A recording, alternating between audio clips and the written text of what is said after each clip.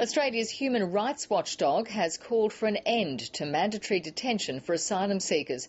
It's released a scathing report on what it describes as prison-like conditions at Sydney's Villawood Detention Centre. The Human Rights Commission says those conditions are leading to depression, self-harm and suicide. Andrew Gagan reports. The Human Rights Commission says desperate conditions lead to desperate acts, like this violent protest. The lengthy and indefinite detention of asylum seekers at Sydney's Villawood Detention Centre is described as punishment.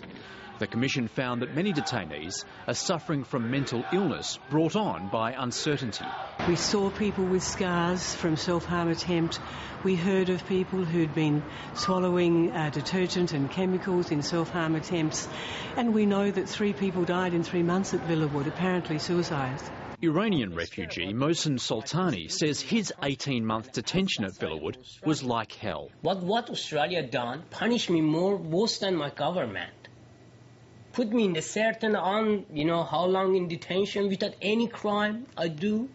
When the Human Rights Commission visited Villawood in February, it found 180 detainees had been held for more than a year, many living in prison-like conditions. Every person detained in Australia should be able to go to the Australian courts to challenge not only the legality under Australian law of their detention, but the need for their detention. If further violence and acts of self-harm are to be avoided, the Human Rights Commission recommends that mandatory detention be scrapped.